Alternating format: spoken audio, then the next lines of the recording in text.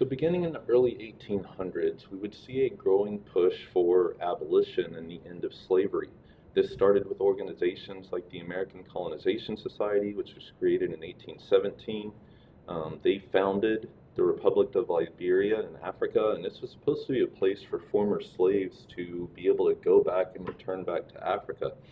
And in total, about 15,000 freed blacks were transported to Liberia, but most of the freed blacks in America didn't really want to return to Africa, and so they stayed.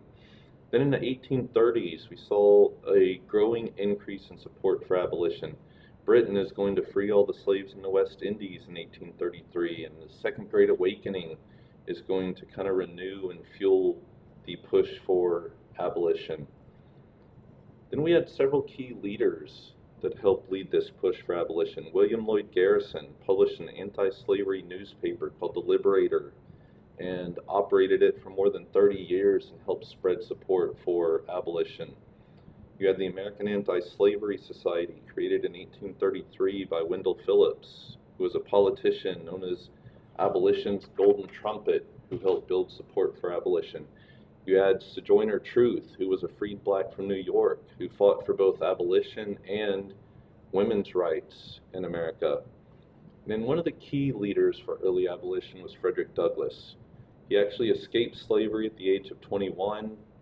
He traveled throughout America giving lectures for abolitionists.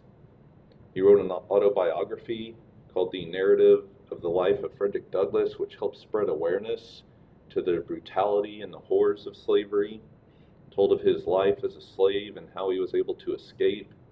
And then he too published an anti-slavery newspaper called the North Star, which helped spread support for abolition.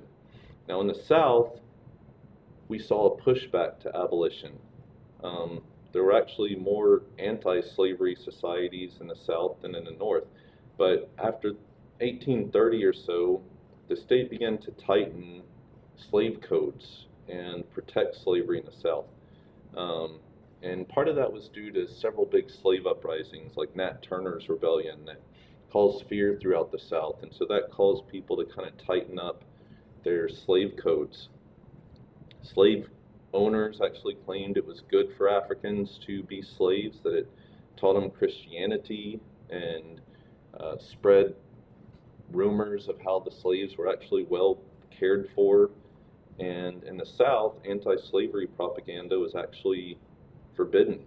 Also in the North, there were a lot of pro-slavery people in the North, and part of it was because people respected the Constitution, and part of it was also the part of the Northern economy depended on slavery in the South. They depended on that cotton that was being grown in the South to fuel those textile factories in the North.